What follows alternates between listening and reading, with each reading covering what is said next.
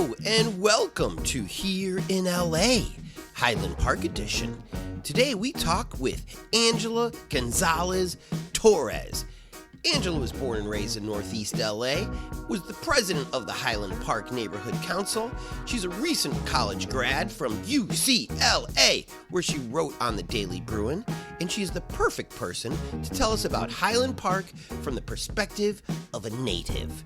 We'll talk about gentrification, Billie Eilish, local politics, and we'll discover I really don't know much about vegan lifestyle or old bowling alleys in Los Angeles. So please welcome Angela. Hey everybody, I am here in Highland Park with Angela Gonzales-Torres. Hey! Oh my gosh. Thank you for having me in your beautiful home. It's gonna get warm in here, but It's okay. Yeah. I'll take off my shirt. please don't. Please. Not today. Angela, we are just meeting each other. But yeah. I hit you up on Twitter a year ago, A you year said? ago, dude. Over a year ago, I think. It's so funny because somebody reached out to me this week and said, I want to be on your show. Oh. And then we had like a kind of a phone call. Yeah. And then she was like, I think I'm too shy. And I was like, what? I was like, don't worry about it. In a year, you'll be back. Yeah, right? Here you are a year. Hey, that is so real. I really feel that. And I want to say, because then I think shy girls will feel better after this, but I know there's probably a dozen other people I can think of off the top of my head who could probably speak better, maybe more on the work in Highland Park that is ongoing and is needed moving forward. But you know, this is my community. This is where I was born and raised, and so I'm going to do my best. Here's what I want everyone to know. Yeah. Who's considering being on this show. Yes. This is not I don't think anyone can represent their neighborhood. Dude, we literally just talked like almost an hour. Like you're right. We talked about everything. Just represent you. It's true. Because we're all totally different people. Yeah. Which is great. And the older I get, the more I embrace how different I am. 'Cause Yeah. when you're a kid, you want to fit in. Yeah. Right? You don't want to stand out. Yeah. I was the only black kid in my class. I didn't want that. Were you really in Chicago? Well, the suburbs. Suburbs, you're right. And so, but now that I'm older, I'm like, I want to be the guy with the Cubs hat. Because that is who I am. Yeah. I'm not a Dodger hat, man. Yeah. I am the guy with the weird clothes. I know you're mix matching today. I want that clashing. But God, I feel cool and warm in this beautiful, clean house. It is pretty clean, huh? Your place is great. Dude, and the plants look good. The plants are fantastic. Like shouting myself out. You should. Working from home is nice because you actually get to keep these things alive. So I reached out to you a year ago because then you were the neighborhood council president of Highland Park. Yeah. And you had some things to say. Yeah, dude, you hit me up my first month being the president, and I had already opened my big mouth. But I think it was after the protest in front of a business here on Figueroa that I'm protesting their alcohol license, and that's kind of been the work that I'm doing in Highland Park for over a year now, and that's still ongoing. But yeah, I just transitioned out of that role officially as of the first. First of all, you're a beautiful Latina. Thank you. Incredible tattoos, cool style. Oh, yeah. Because on Twitter, I didn't know. I don't even know what you saw. That was a year ago. I don't think I saw anything. Oh, it's just like. Do you even have a profile picture on there? No, I think that's smart. I think I was just talking. Yeah. Smack. Yeah. You are of Mexican descent? Yes. Yeah. Were your parents born here? My mom was born here. My dad was born in Mexico. And dude, I mean, that's why I think I even talk to people now and they're like, oh, you know, these immigration laws are just the way that it's been. No, it's not. My dad is not that old. You know, it was so different for him growing up. You could just cross. It was easy for him to get here? You just literally said what up, you know, show up to the border dude and you cross. I mean, I don't want to speak for my dad, but I know that it was a very different experience for him being from Mexico, and then having a life here in the United States, right? So yeah, I identify as a system impacted daughter of a deportee. My dad did spend some time incarcerated and then unfortunately was deported. And I remember all of that. But I mean, I don't even remember crying at his deportation proceeding because I was like, oh, I'm going to get this fool back, you know? And I didn't even know. He was barred from petitioning for reentry for 10 years. Because can you talk about what he did? Yeah, you know, it was a domestic violence charge that's very real in our communities of color here. Yeah, and there were some opportunities for my dad to make a different decision, and that's my parents' stories. But like, I think it was just like generational trauma, and that had to end with us because I remember being there and just being like, "This is the smartest dude I've ever met." Like, still to this day, I haven't met somebody more intelligent, more emotionally intelligent than he is, but that trauma is real, you know? This is why real people like you are fantastic. Yeah. And why you are better than all these. You've got a lot of books on your shelves over here. It's a couple. This is why you're better than all these books. Yeah. Because in books, domestic violence, immigrant in jail, now in Mexico, is bad from head to toe. Yeah. But you're saying the opposite. You're saying this is a smart man who was the victim of stuff that was maybe beyond him that he could handle at the time. And he made some bad choices. Yeah. And you still love him. Oh my God, I'm obsessed with him. Yeah. And I am like trying because that is really difficult, you know, to now the responsibility is on me to like make my way down, you know, but I'm so close with both of my parents. Good. I think like everything I do is really for them because I mean, if you think about it too, like our ancestors sacrificed a lot.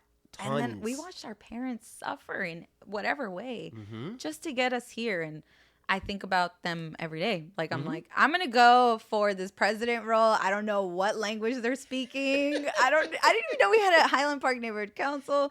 I'm going to go for it because of them. And, you know, it was in that role that I really got to explore a lot of my identity because I think I held the mirror up to a lot of other people. It's a very privileged position to be in. So many of them are consultants, like for a job. I'm like, what does it even mean? They're like stay-at-home dads. They're, you know, older white dudes are retired. And so many of them said things to me like, stop saying you're a daughter of a deportee or stop saying you were raised by a single mom. And I was like, why? You don't want to think about them? Like, that was just really interesting to me, you know? So, yeah. I was raised by a single mom. Yeah? Like, was there just two of you? You said you had a sister. Me and my sister. Yeah. And so it's like, this is what life is these days. Yeah. And it's been like this for decades. Yeah. And so for there to be representation in city government is huge. Yeah. Otherwise, I mean, no disrespect to these stay-at-home dad white guys who are consultants. Their life is their life. But they have no idea what your life or my life is about. Yeah. And so that's why we need a diversity in government. That's all I was saying too. Diversity, and also I really ran on this idea of like actual representation and respect, not just performative ones or like disproportionate, you know, representation. And yeah, I would love to like talk about, because I think when we jump into like that idea of who's actually on these councils, it's really important to know about like the history of somewhere like Highland Park, you know, which I don't know. What is your impression of this place? Not that it matters. You were the guest. Okay. But as a black man who came here in 1984. Word, yeah. Who lived in Inglewood in 1986. I was told, and the reason I lived in Inglewood in part was I wanted to be in a black community for the first time. Yes. Yeah. And it was great to be there. Because you were saying you're the only.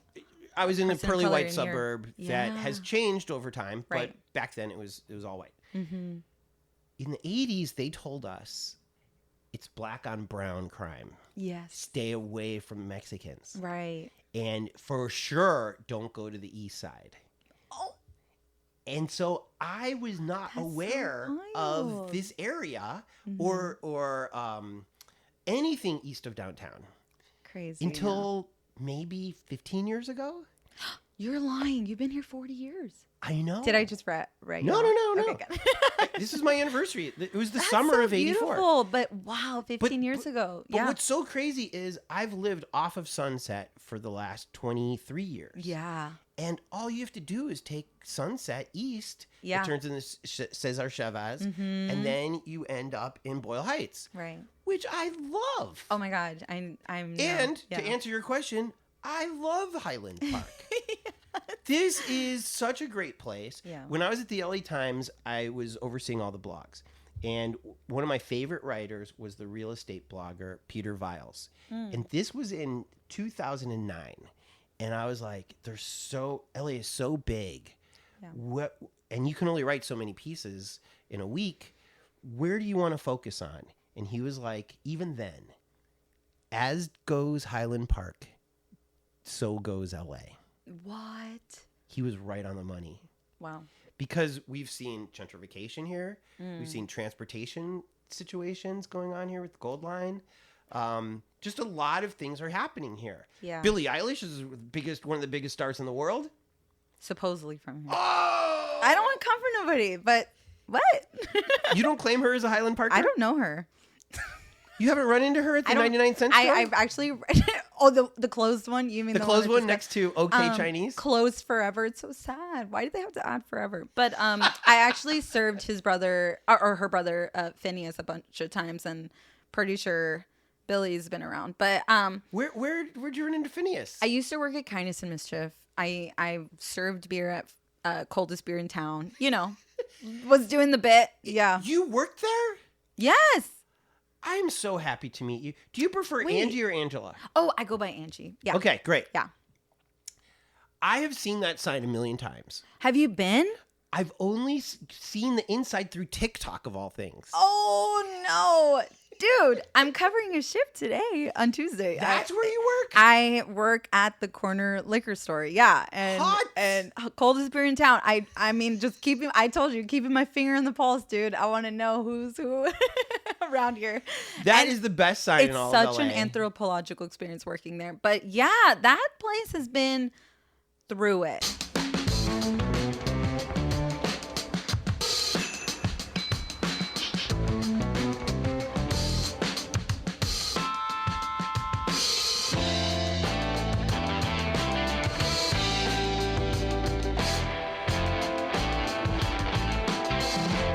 Can we do the history of Highland Park really quickly? Go ahead. Because I'm trying this thing where I've read all these damn books, like you mentioned, right? And it's like the weird gentrification feels like it's just losing some of that meaning. And I think when I want to talk about it, like I want to try to be as intentional as I can. And I'm going to rush through the history because we just don't have that much time. But Highland Park, dude, is, has its earliest documentation probably around like 1600s. Like this place was indigenous land, home to Native American tribes like the Cajamarca, the Quiche tribes. And of course, it's documented throughout the Mexican-American War, if that's what you want to call it. When thousands of acres of land was annexed or stolen from Mexico to become California. And what is now called Highland Park, used to be called Rancho San Rafael. And Charlie Fisher is a local historian. He has a video on PBS that talks more in depth about the rancho and like the history of Highland Park being like a red light district where they had to trade like water insecurity for policing. Like it gets kind of crazy. So this was a hooker place? I mean, I'm not saying that, but like Charlie said this? I don't know. Well, I mean, it is the oldest profession. Hey, you know what? You do what you got to do. But isn't that crazy, trading like water for policing? Like that's part of this history here, according to Charlie Fisher. But 1895 is when Highland Park becomes part of Los Angeles because of that. And that's around the time, like you were saying, we have the public transit situation. Back then, there was the Pacific Electric Railway that connected people through here and, of course, laborers to work sites. But when the Arroyo Seco Freeway, which you probably took to get here. The 110? Yeah. Was constructed, it connected San Gabriel Valley and Pasadena to downtown LA. So people didn't really have to come through here anymore. And basically, rent prices dropped around the 1950s is when Mexican immigrants in particular and other communities of color started to make this home.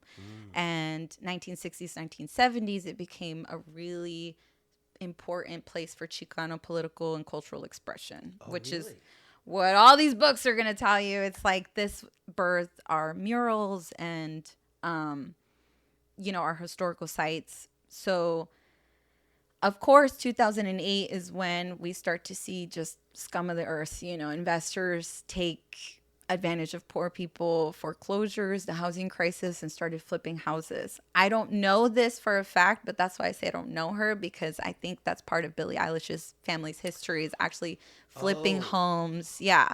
And I don't know that for a fact. It's just, we should look into that, but people should look into that. But I've heard it from a few people, and which is funny because I did do an article for Los Angelino where I read in the comments somewhere, Highland Park doesn't claim Billie Eilish. So I came down here. I mean, I don't speak for all of Highland Park, but I don't know her. You don't claim her. I don't know her. Right. So I walked around that Jack in the Box, and I walked around the park, and I talked to young people. Yeah. And I said, "Do you know Billie Eilish?" And they were like, "Of course." And also your cool bowling alley. Oh. The renovated bowling alley. Oh, the one that used to be cool. Yeah. Yeah. Yeah. Mr. T's? Is that Mr. T's? Yeah. It's like super fancy now. It's so fancy. That used to be Mr. T's bowl? I've never stepped foot in that bowling alley, like to bowl. Like, I've tried to go. I know they have like a karaoke room. That wasn't the vibe. I know my friend knew a bartender. That was not the vibe. But it's interesting. That guy just bought the Highland Park Theater. So we're all a little upset at the fact that there's, I think it's Cyrus Etemad. Yeah. That's kind of purchased a lot of different historical sites on this Figueroa Boulevard and made it very inaccessible for a lot of us who have lived here forever. What was your point though? You went there? Oh, so I just walked around talking to young people. Yeah. Mm-hmm. And the young people are like, yeah, no, don't care about her. Yeah. And also, like, if she really loves Highland Park, she'd give to the music department at the high school. We are hurting. She would have little concerts and help the community. I know. And I was like, she's a girl. Leave her alone. Like, I think she's like barely like 22, 23 maybe right 20. Must be like 20. Yeah. I was like, she still lives in her house with her parents. Her parents live in the living room so that Phineas and Billy can have a recording studio in the house. Dude. I was like, you're putting a lot of pressure on a little person. You're right. I don't know anything. But I did not say that to them. I just wanted to see how Highland Park really felt about her. Yeah. And you seem to be in line with the belief. There's a couple of songs that will move me to tears. That little kid, just kidding, she's 20. But that person, she literally has a beautiful voice, and I'm sure her mother loves her. But I have a really hard time, dude. I have a really hard time. Things move so quickly around here, and I take it very seriously, even though I think there's no face to this system that is happening to all of us, that we start pointing fingers at each other and really nitpicking each other, and we start fighting each other versus fighting for each other. And I'm just like doing what I can, to preserve the last semblance of home for me. But it also feels like that Highland Park is ground zero for this clash between Latinos and gentrifiers.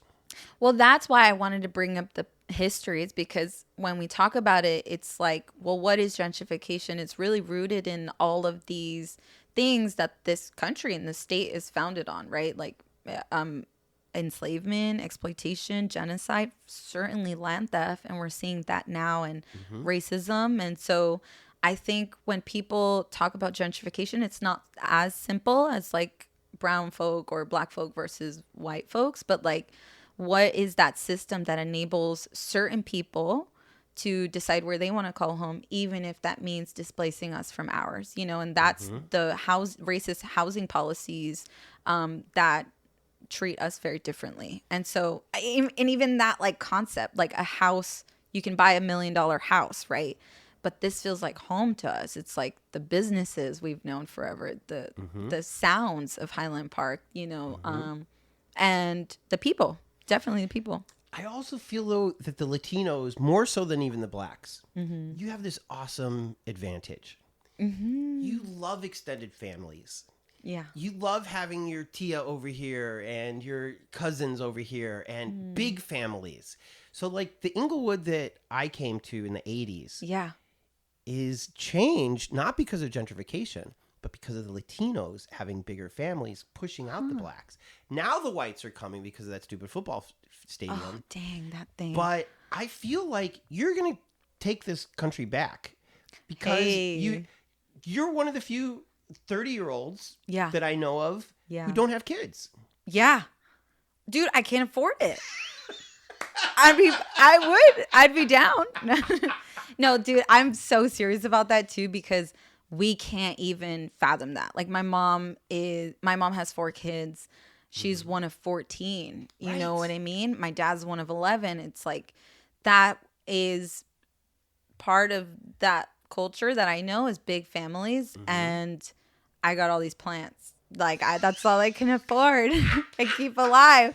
Are your friends like this too? The kids that you went to high school with? None of us have kids. I mean, a lot of people I know are mothers, but it's not like that. But not big families anymore. Not big families. I think like I'm the only one who lives out of my mom's house. Like my sisters all live with my mom, and I think that speaks to like the multi-generational households for sure. Like across the street, there's maybe 5 generations in one house, and I'm obsessed with them. I will defend them forever. Yeah. You know, my neighbors are what I know, you know, as like that Latino family, but yeah, none of my closest girlfriends or like homies have kids. Not necessarily, I mean, or more than one kid, you know, at least. But I think about it's real, and it is funny. But I'm like, this is like new eugenics. You know, the cost of living is so high for us that we can't even think about that. No. You know, and where would I put them? This is a rent stabilized apartment. I'm never moving out. Like,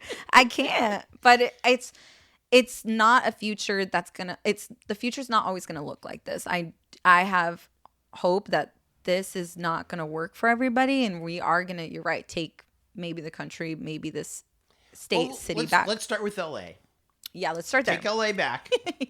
I mean, I feel like Latinos aren't you the majority now in LA? Yeah, dude. Even like that's why. Can we go back to Highland Park too? Because it's like 70% of our residents identify as being Latino. I mean, I think that's closer. It's rapidly decreasing. I think it's closer to 60%. But like a fourth of us were born outside of the United States. A third only speak, English somewhat well, what people would call broken English, or learned it as a second language. And, you know, a bunch of renters spend over 50% of their income on rent. Like, and I think, you know, I hear politicians all the time say it's like 30% or 60%. I think it's closer to like 90%, like if we're being real. And with that, like people say it's too late for Highland Park. It's over. Dude, we Latinos are still over 50% of our residents here. Yeah. And that's what always baffles me is like, we're just going to, you know, give up or. And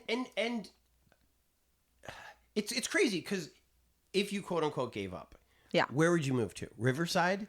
Compared to Highland Park? I mean, this is the goal for most people, is to be in a place like this where it's easy to walk, where there's public transportation, you're close to entertainment and sports, like, and our family, like our lifeline. Like I said, my grandma's still here. My cousin, the youngest member of us, maybe he's like just 1. He's gonna grow up in a very different community than I did, you know. And so our lifeline is here.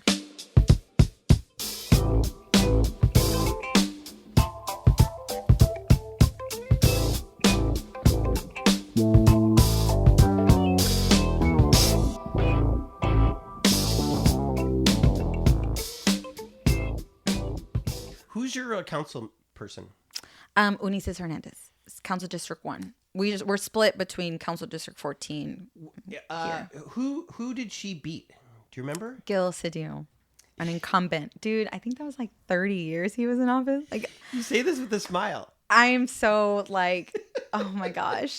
Just to be aware and alive at this moment in our Los Angeles history is really interesting because, yeah, I think we're turning a corner where a lot of people I know and people even in my family, my elders were like, well, any representation for Latinos is good representation, which is vote Latino down the line, you know? And I'm like, that guy was corrupt. Yes. And Jose Huizar, who represented Council District 14, which we're split between, you know, and I think about all the things now that I know that Cedillo did.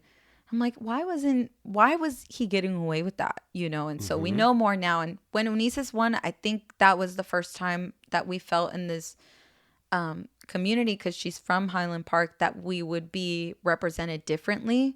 And I'm still looking forward to that because I think it's been a long transitional period where, you know, the Gil Cedillo signs are still up on Fig. Yeah, I'm like, let's just take those down.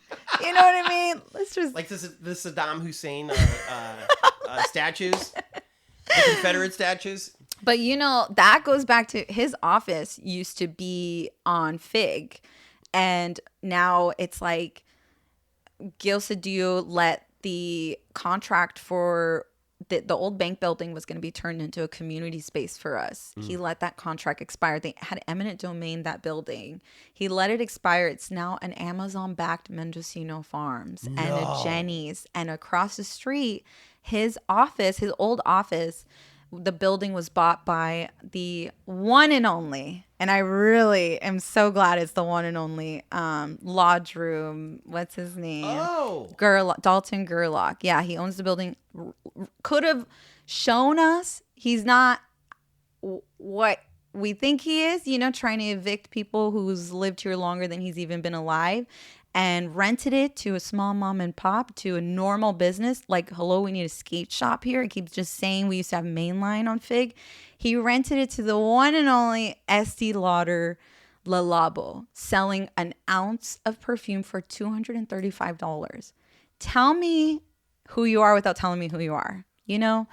There's a market for that here? There shouldn't be, but I see people in there. I'm not going to lie.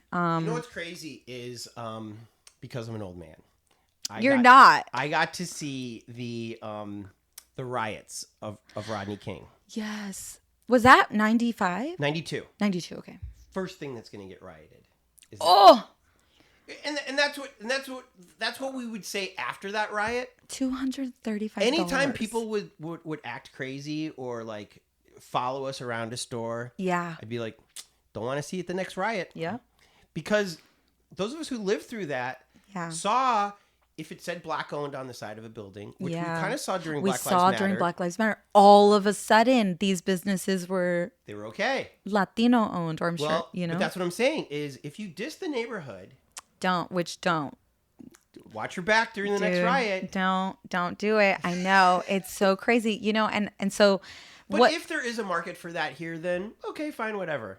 Not fine, whatever. That place is being rented for $10,000 plus a month. What do you think that does to our small mom and pops, next door? But if there's a business, if they can hit that rent, he's no, dude. What they are placeholders. What they are placeholders for something more corporate, something more, worse, yeah. And the owners of Estee Lauder are super Zionists, you know, and like single-handedly are ensuring that the military there, whatever, are funded. It's wild. If you look at all of these things, none of it surprises me. It all disappoints me.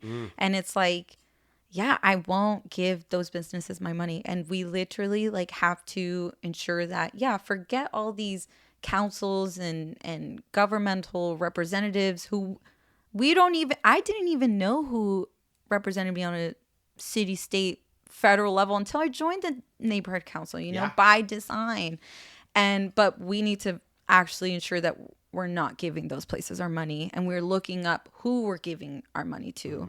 And so with that, I think you saw me protest the liquor license for Highly Likely, and it's the same kind of vibe, dude. It's like, well, maybe there's a market, right? that's not really my concern right now. Is like, I was walking around seeing all these notices to sell alcoholic beverages. And I thought that's kind of a lot. It was before I saw that this was actually a very talked about issue and that there was a foundation for me to build on. But I was taking pictures of them. And then I remember going to my first neighborhood council meeting last year, I think January or February 2nd. And that guy was there, Carrie Mosier, being like, I'm doing a lot of name dropping this, but like in a good way, right? So people know. Okay. How are people supposed to know? I'm like, everybody better take down these names. They are single-handedly taking down our neighborhood. But like, he was there being like, love this neighborhood. I mean, I live in Woodland Hills. I don't send my kids to these schools, but I love this neighborhood. I want to open up a restaurant, here. And the representatives then were like, on the neighborhood council, were like, oh, cool. Dude, there were like 10 to 12 comments, stakeholders other than me being like, yo, we don't need another place like this. Like, what are you going to do to the coffee shops across the street? And also, you're open until 9 p.m. in West Adams. You want to open up till midnight here? Why?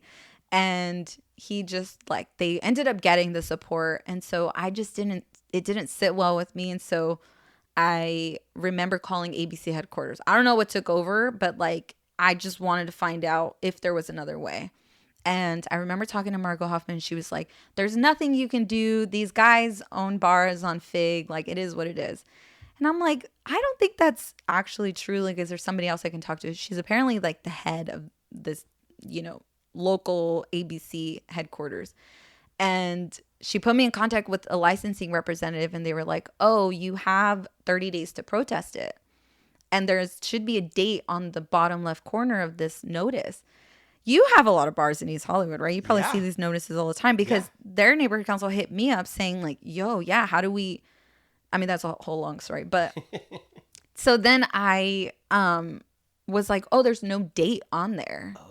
And they're like, that's weird. There should be a date. And so they had to put a new date on there. I think that these guys were trying. Me personally, my intuition's usually pretty good.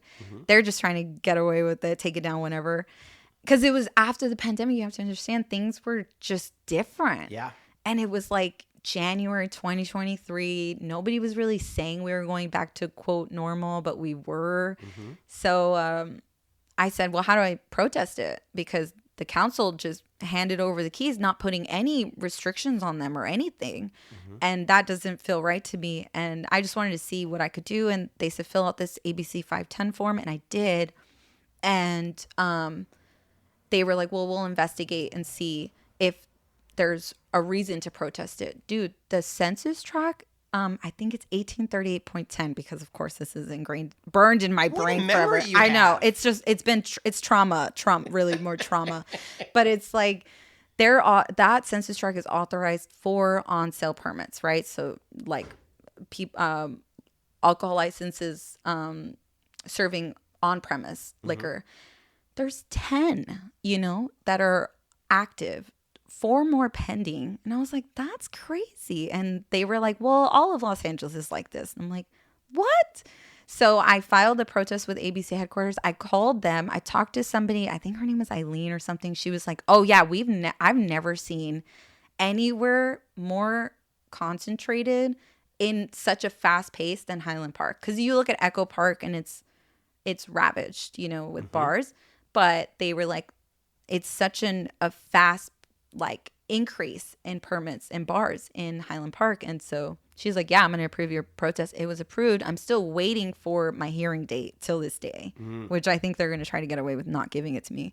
But, and I've only found that one other protest went to a hearing, because what you get, what I learned was, you get all the ABC representatives calling you saying, hey, what can we do for you to withdraw your application? Can we do this? Can we do that? And I said, no, dude, I want to go to a hearing. I want to look at the judge and say, look at this. Like, there's 4 on-site permits authorized. There's 4 more pending. I want to see what the judge has to say.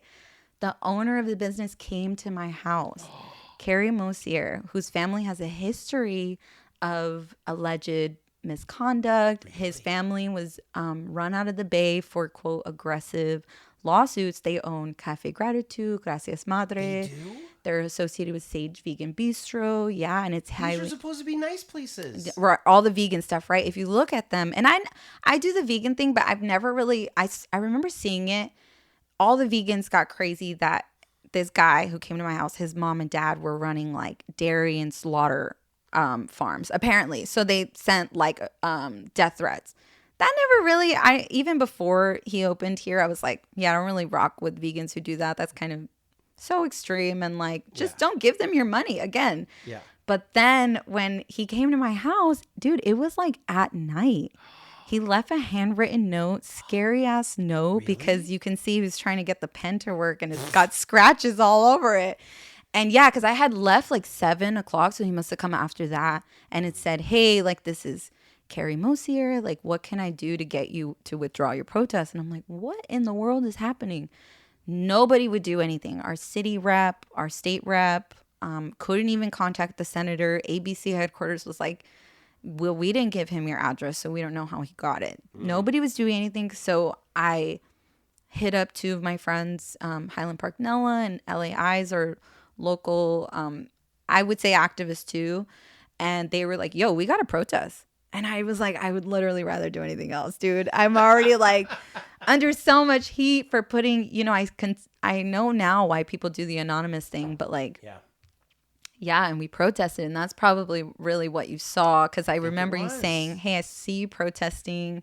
Can we talk about it? And I was like, I am going through it, dude. I was going through it. Yeah. This all makes sense now. Yeah.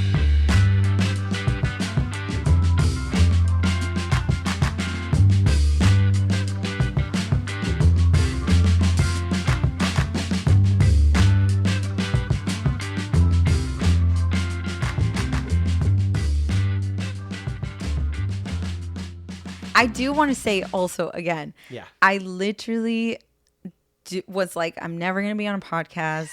There's no room for edits. And I listen. There's room.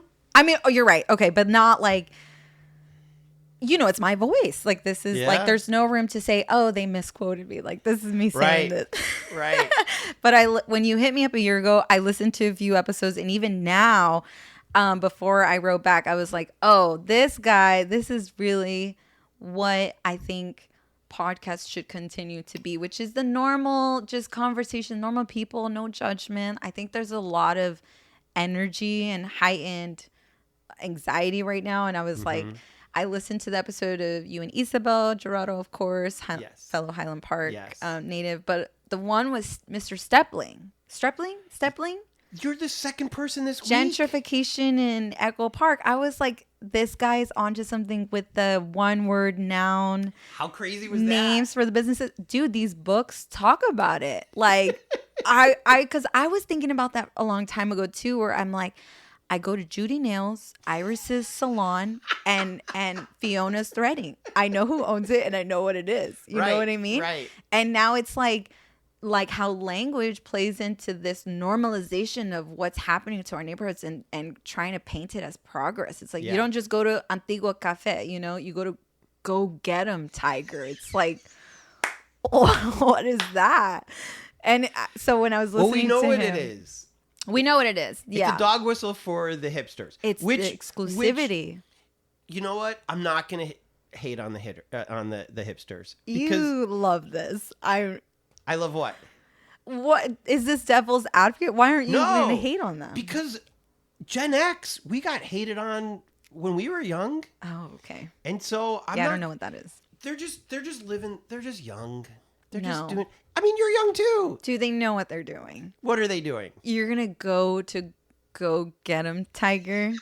But no, like what one of these books talks about though is really the way that and How to Kill a City by P.E. Moskowitz has the best example of in New York. There was this place called the Outpost. You know, it was kind of like insinuating it was like this savior for this neighborhood. And when Civil opened, I was like, oh, you're bringing civility here, like, and I can't unsee it after I read that. How did you feel about Home State? No. Is that the TikTok? That no, was like definitely no. Yes. That was like Slay. the no. During the Black Lives Matter, all of a sudden they were Latino owned. I was like, you guys have done horrible, more than anything about what they serve. I'm not even gonna go there, but like they've treated their employees really Have poorly. they really? And so that's what people say, like, all these gentrifying businesses are bringing jobs here. Okay, are they good jobs? Right. Like, I've known people personally who have been really affected by a lot of these businesses that are supposedly Latino owned or Latino catering, or not supposedly. And when my article came out against the alcohol permits with LA Taco, some of these business owners were coming for me, and a lot of them were Latinas, fellow Latinas. Really? And one in particular was like, well, what do you know about what the neighborhood's public, or what is it, necessity, or public, or the community's needs? Like, how do you know what our basic needs are? How do you know if they're being met? And I'm like, dude, there was a whole homeless encampment here on Avenue 59. I talked to them. They missed 1 month's rent, illegally evicted during the pandemic. That place closed now, like, and so anyway, that was the whole thing. Let's just, a ballpark of Fig. Yes. What percentage are gentrifiers, would you say, at this point? Oh my God. Because I honestly didn't know about this until I talked to Mike Bravo in Venice, who I loved. Yeah. Totally great guy. But I am naive because I'm older, but also I think Latinos feel it stronger. And so we've got to learn from you guys. Well, I think you're asking a good question, because even for me, I rock with some places that I think some of the, I'll say OGs, I'll give them credit, where they'd be like, well, where were you 15 years ago? And I'm like, they're like, we've been fighting gentrification. I'm like, I was a kid, right? I was literally a child. And also I was holding it down then too, like as much as I could. Yeah. Because my mom, I tell her all the time when I get criticism, she'll be like, they think you're not even from here. You not only grew up here, but you almost like died here. Like, we used to have like shootouts. We used to have like predators, like people trying to, because we were latchkey kids, but like, yeah. So I think you're asking a good question, because I think there's waves of gentrification, and some places that I might go to or even used to work at, a lot of people consider those gentrifying places. And I'm like, dang, that's a Filipina immigrant owned business. She grew up in Iraq, but it's like who they're catering to. So I think it's defined differently by a lot of different people. For me, I go back to the history. This land was stolen. There were people prioritizing profit over people. Gentrification to me is the extraction. If you're here to extract from our community, you're a gentrifying business. There you go. If you're literally trying to immerse yourself and become one with us and try to help us in any way, I rock with you, even if I don't give you money. So I don't know the percentage, dude. I just know I maybe go to like 3 places. What are your 3 places? I do Delicia's Bakery almost every day. They have incredible vegan tortas, coffee. You really are vegan. Dude, I do the vegan thing, yeah. For like over 10, 15 years, yeah. Does your body feel better? I feel better. I think it's like I'm very spiritual. And I think energy, when you look it up, scientifically, it's the one thing that can't be destroyed. Like, it can only be transferred or transformed. So I'm like, dude, until we have like an ethical culture of the way we grow our food or like, breed our animals, like, I don't want to put that in my body. So wait a second then. Yeah. How do you eat tacos? Do you not eat tacos? There's so many different. Vias Tacos has like a vegan trio. I even just had I think it's called Mexitarian. It's like they were at David Kim's campaign event this weekend. Mexitarian. Yeah, it was like a Mediterranean Mexican food, and so they just put cucumbers, like vegetables, salsa, like onion, cilantro. Dude, tortillas where the taco is for me. You know what I mean? It's not really meat. Because the tortillas are corn. Yeah. So that's okay. Yeah. You just Are you seriously like not? I eat out of the garbage can. Me and the raccoons are like, you want that? No, you're Tony, you like, can have it. And I'm genuinely curious. I'm not judgmental at all. But Judge do me. you eat meat every meal? Yes. Every now Okay, and I'm then, judging a little bit. Every now and then, I'll be too lazy. Yeah. So what? But, well, first of all, I'm black. So chicken almost every Dude, single day. some of my favorite vegan food is soul food. Is like the vegan hot dog place, Earl's, and yeah, it's like. Have you been to Stuff I Eat in Inglewood? Yes. Oh my god. Isn't that great? Yes. Yeah. It's Yeah. all vegan, right? Yeah. You don't even know. See, you just eat. Well, because yeah. I only eat there once in a while. On a hot date. If I'm with a vegan Dude, girl, yeah. I'll be like, hey, baby, Yeah. I'm not so bad. I'm bad.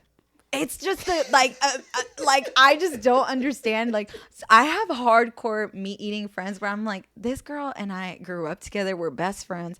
She can't go one meal without eating meat. And I'm like, yo, I can do it. Take a break. I can do it. Well, okay. Lately, I've been doing instant mashed potatoes, which my doctor says is bad. Oh, I was and some bomb. peas. Yeah. And that's perfectly fine for me. Yeah. Dude, I've been doing like a lot of fake meat right now, and I think that's where the problem I love is. fake meat. Yeah, like they do like the. Do you like Impossible or Beyond better? Yeah. Oh.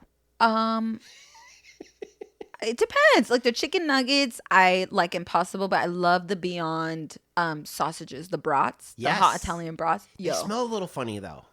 Yeah, but I don't. That's my least strong scent. So I actually always tell people. I was going to tell you too. Like if it smells weird in here, sorry, because I'm just I don't have a sense of smell. Do you talk about who you date? No. Then we won't. Okay. Well, no. I just meant boys or girls. Oh, yeah, dude. I'm so boring. I'm so heterosexual. It's really lame. Really? Why? Wait. I love this. Are you surprised? A little bit. Because I get hit on by girls now a lot. And I'm like, Yeah. I like this. You do like it? But I'm not. I just like. I guess I like. We're born maybe how we are. The vibe I give off, like. Well, first of all, you're a strong woman with tattoos, with 4 skateboards by your door. Dude, I have shorties still. I have mainline. If you know, you know. And I think I have a chocolate board as well. But yeah. You were always a skater? It was a form of transportation growing up. Right. My mom was like, y'all got to get home somehow. And bicycles are not a thing? I don't know how to ride a bike. I rode my first bike in Amsterdam, Denmark. Those people are tall as hell. I was crashing into everybody on their morning commute. I swear. So no, but I dream about biking. Yeah. But no, I just skate. It's easier. I don't think there's anything hotter than a girl skating. Who skateboards? Yes. Dude, they were trying to come for a Garvanza skate park. And I was like, I would literally throw down for that park. And I don't What even stopped it? really go there. I don't think it's like the liquefaction zone. But, not that these developers really care.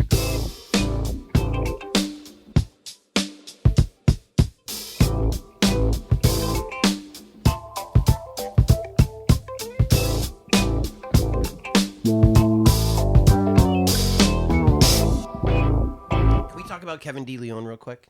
Sure. Yeah. I think he's on his way out.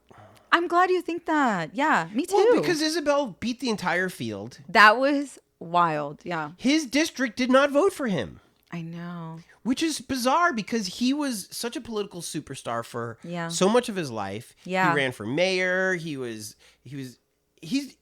did all the things except be patient. Huh. And so because he tried to skip ahead, I think the Democratic Party turned their back on him, and he was butthurt and was like, "Well, I'm just gonna be my own thing now." And it's like, you're part of a party, man. So like, Gavin Newsom right now didn't step out of line. He let Kamala do her thing. He could have easily made that a fight. Yeah. Yeah. But he knew his place. Yeah. And his place is be cool, white man. Yo, you saw him picking up trash. I was like, that's crazy. Come on, dog. He's making a lot of bad moves. There's so many, dude, from every level. Like, if I can go back to the neighborhood council too, that was such a privilege to serve as president. We have not had somebody from the neighborhood, a woman of color, person of color, in so long. And I saw what I needed to see on that front, and now I'm going to allow myself to say a very Zionist, gentrifier white man as president of the council now. And the a threat to me is a threat to my community. And I think that I've seen him act in very dangerous ways. Mm-hmm. And people put their votes to him, and I said that was shock. That was a shock for me. But I think it's because people are fed up with trying to make things work in an unsupportive level like that. You're right. We don't get any love, and there's so many problems with that's a whole other day. Well, part of it's because of journalism, I think, and it's what frustrates me about the Times that I used to work at. It frustrates me with KPCC. That's right up the street that I'm frustrated with. Yeah, which is now LAist. Yes. LAist would have given these people hell. When LAist was truly LAist. Yeah, that's what they did. Really, LA Weekly's gone. They would have given these people hell. Yeah. And so I feel like these people have a free pass now. They can just do what they want to do. I know. And I bring this up because you worked at the Daily Bruin while you were at UCLA. I did, yeah. Was that really fun for you? Dude, I got to write. I'll credit even LA Taco though, because they were my first they were where I published first. And Javier was so patient with me and saying like, I was like, I want it this way. I want this quote. Don't cut this. I want photos in it, please. Like, this is like how I want it to be presented, even in the disoriented way that it is. And that's like the main critique about it, is like that it's all over the place. But I'm like, yeah, but that's been this journey of trying to figure out why there's all these damn bars in my neighborhood. It's like nobody knows actually who's in charge. And he let me publish the way that I wanted to. And so that gave me the courage to go write for Daily Bruin and say, I want to write about formerly incarcerated students. I want to write about the undocumented students. I want to write about gentrification. And I wrote about Barrington Plaza, which... You did? Yeah, because, dude, our longest serving librarian at UCLA, over 50 years, was at risk of being evicted from her home that she's lived longer than I've even been alive, That was such a huge win for LA. I mean, huge. It could have set a very terrible precedent that, I mean, I know people, not only, my senoras here in Highland Park, but like even initial gentrifiers that are being pushed out through the Ellis Act, and it's like, it could have been like horrible. It could have spread across all of LA. And I was looking at the different ways that the city attorney played its part, and worst. and in Tracy Park, and I thought, Officer Tracy, crazy. These women were supposed to save us. What happened? That's why I'm like, dude, don't even ask me how I feel about politicians right now or politics. Okay, let's switch real quick then. Yeah. Your dad. Yeah. Where is he now? He's in Tijuana. He's probably at church. What day is it? Tuesday? He's at church? He's such a God-loving man. What does he do down there? He works with youth as well. He's a teacher. I work at an empowerment program. So we love trading stories of like working with students. And okay. Yeah. Is it safe for me? Because remember, my black friend told me, don't be friends with Mexicans. Don't go to Boyle Heights. Once we get over that, they were so wrong. It's over. Yeah. So now everyone's telling me I shouldn't be going down to TJ. But I used to love doing that in... Wait, you been? Rosarita, Ensenada. Yes. I loved all of those places. Yes. But I haven't been in so long. Look, if you're looking for trouble, you're going to find it anywhere. Right. You know what I mean? If you're good and you're good to people, like, and you watch your back anywhere. Yeah. Dude, I work at a liquor store now throughout this summer. Like, I'm about to go... If you're looking for trouble, you're going to find it. Yes, even here in Highland Park where people walk their cats on leashes, But like in Tijuana, you're fine. Just eat your food. Totally cool. Do your thing. Respect, people. But I do say like it is really sad to see some of the people maybe not looking for trouble get caught up in stuff. But it happens everywhere. Do you have the fast pass that you can... I don't. No, I park and I cross by foot. And how long does it take you to... Oh my God. I mean, it depends. I don't go during the... We know now. My dad's been down there for about 10 years. So you're saying you know when to go? Yeah, I know when to go. Which is during the week. But his wife has a fast pass actually. So I have used it sometimes. But you don't need it. But it's like $100. Yeah. I mean... I don't mind. I just also love crossing on foot because then you're like eating in the line. You're like buying stuff. You could like do your bit a little longer. Are churros vegan? I don't know, but I don't care. I eat them. Dude, I love churros. Angela, you are a superstar of Highland Park. So good to talk to you. You should be the face of Highland Park. No, I don't claim. I don't know Too why. late. I've already made it. Oh my gosh, that's I've already made it. Too much. Are you on Instagram or are you on? I am. Yeah. What's your Instagram? Well, I'll give it to you after. Okay. I'm on because I'm going to put it on the blog post. Oh, sure. Well, it's Bloom Agitate. It's kind of the two parts of my personality, but. Do you have any shout outs? Is there anything you want people to support?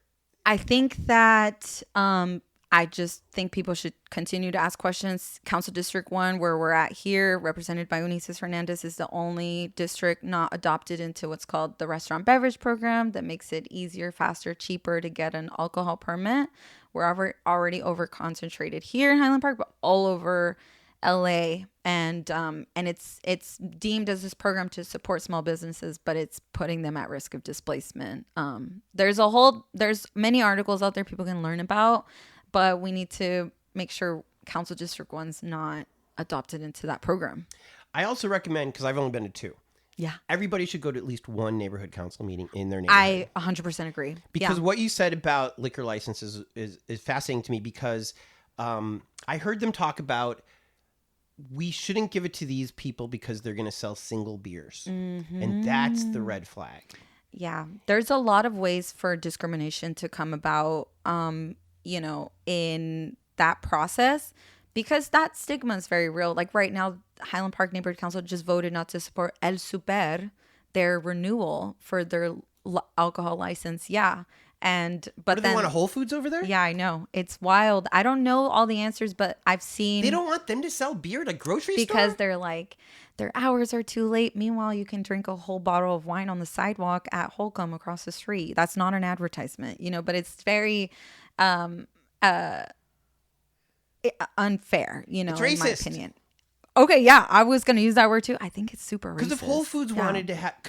Yes. On the west side, you can drink at a Whole Foods. I know. So that right now I'm working with supporting them. The same thing was with El Buen Sabor, an El Salvadorian restaurant here in Highland Park. They faced a lot of gentrifiers organizing to shut their permit down. And I'm like, these are people just trying to do what everybody else is doing. But, I don't support new permits. I think that it sounds like you're going to get back into politics. Oh, gosh.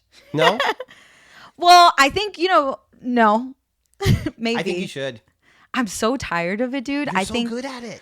You know what I want to learn? I want to learn more about like land use on a city level. So I've been talking to like people in City Hall to see like. Would you work with Unices or Isabel? Yeah. I mean, I think that. Would you be on their staff if they said we'll pay you? Literally, Myra Jimenez of Unices's Council District 1's office is the one that's informed a lot of my decision to ask questions to. She's encouraged it. She's from here as well.